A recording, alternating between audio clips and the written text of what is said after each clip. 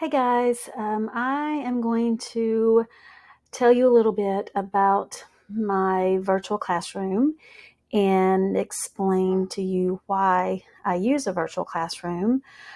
When school started this year, I had several of my colleagues want to know why I do this, so I thought I would just make a little video to share with everyone in my school why I do this and link it to my Google Classroom. Well, I think of my virtual classroom as like a one-stop shop to all of the links that I need for my students to use. So this is the beginning of the school year, so there might not be a lot in here right now for us to use, but to get us started, this is all that we need. I teach both language arts and social studies, so I have a virtual classroom for both of those classes. This is my social studies virtual classroom. So we have a lot of important links in here that we use daily, and I just want it to be there for them and convenient so they don't have to search all over the place for what they need to do daily.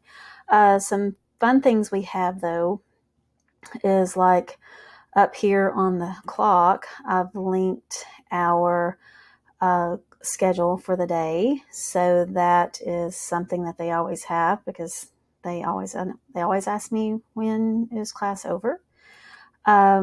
We have our attendance. So when they click that, this is what they fill out every day so I can keep up with their attendance. When they click the virtual hall passes, this is how I keep a record of who leaves my classroom and where they are going. So those are just some daily things that we use. If we click on the lunchbox, that does link us to our lunch menu because we do have to take lunch count every day. So they can see what choice A and what choice B is without me having to tell them daily. So those are just a few fun things that we have in there. But what is most important about my virtual classroom is the days of the week. So I want to have everything convenient for my students. So it's right here and they know what to do, no questions asked. So every day they log in to their virtual classroom first. So no matter if we're in school or at home doing our digital learning, they know to go to the board and click on whatever day of the week it is. So for example, if they click on Monday, there is our work for Monday. I have linked it to Google Classroom. So like this Grapes of Social Studies activity is actually an assignment in Google Classroom. I mean, they could go to the classwork section in Google Classroom and find it there, but I've went a step further to make it even easier for them to find it by linking it on my daily work slides. So if they click, then it will take them right to that assignment in Google Classroom. So they don't have to scroll on the classwork tab and try to find it, because even though they're seventh graders, they still have a hard time finding things in Google Classroom, even though we have been using Google Classroom for several years now. So I like to do this so I can link the assignments and also, let's see, I can link other websites for them to go to, like I use Padlet, so that links directly to Padlet. So that, when they go to Padlet, it takes them to a whole new website where they can do their activity on Padlet and not have to, go to Padlet.com. I've also like to use this to link my pictures of the worksheets that I give them to take home on their digital learning days, because there's always those students who say, I lost my worksheet. I couldn't find it. I didn't know what you were talking about. No excuse now. If they're lost their copy, all they have to do is click and it takes them right to the work that I sent home with them to do. So by using this virtual classroom, everything that they need is right here, all laid out for them step by step, so they are not confused as to what to do in my class. So it's really easy to do this. I mean, once you make a virtual classroom, which that's a whole new tutorial, but once you make a virtual classroom, it is so easy to link everything in this virtual classroom. So let me show you what I'm talking about and how easy it is. So you have to make a slideshow, and your first slide, of course, will be your virtual classroom.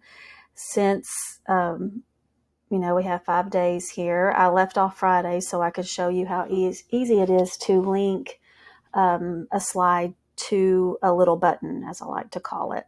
So, of course, to insert a shape, we go here and select our shape. So I'm going to go ahead and do my circle again. And so then I want to change the color, the fill color. And then I'll add the F for Friday. So let's see. I'm going to change that size a little bit. Let's see, I don't know how big the other ones are, so I'm just going to hit the plus button until it looks the right. And I'm going to center that. Okay, so there is my Friday button. So in order to link a slide, you just select it. And one thing, when you insert a shape, you do want to click the side before you link it. So we're going to click there on the edge, and then if we do Control K, our window pops up to insert a link. Now I want to insert a link from a slide in this slideshow. So of course, before you can link anything to little buttons, you have to have all of your slides ready. So this slide is actually slide 6. So I have a lot of links up here, so in order to find the slides in the presentation, I'm going to have to hit start typing slides in this presentation. But when I type in slides in this presentation, I will link it to whatever slide you need to link it to, and that should be slide 6. And then I'm going to hit apply. And then when you go back in your present mode, it's going to be ready to go to that Friday's assignment. So it's very easy. And then to link just a website, which that is very easy too.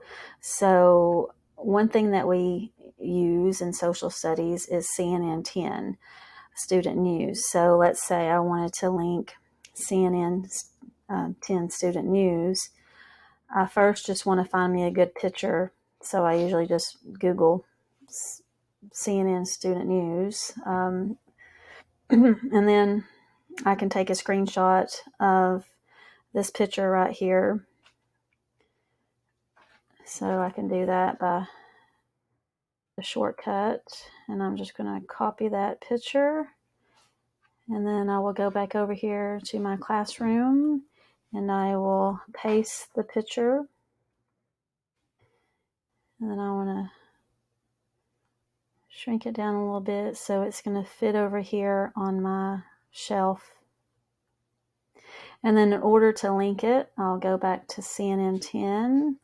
I will select the link,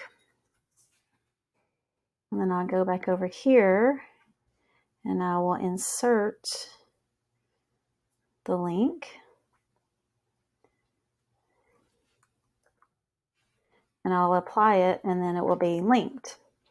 So once again, when I send this out to my students in present mode, then let it pull up, and then when they click on CNN 10 student news, it will take them directly to the link that they need.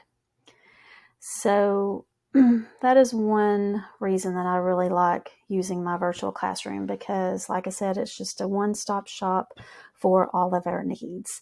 I have other links in here like This Day in History or World Atlas. These two um, pictures right here, this is our important bell work that we do every day. This is our travel journal that we use every day when we're studying Southwest Asia. So I just think it's easy to have it all laid out for my students. So that is why I want to use a virtual classroom. One thing about it, when we went on lockdown back in March due to COVID, some of my students were very confused about all of the different ways teachers set up their Google Classroom. So I wanted to make my Google Classroom very user friendly. And I found by doing this, they knew exactly what to do each day, no questions asked. And that's what I like about it. So I hope that that gives you an overview of using a virtual classroom. And, I think it's fun. Of course, I like cute things in my classroom as well, but I just think it's a fun and very informative way to keep my students informed about everything that we are doing daily during this hybrid way of learning this year. Thank you.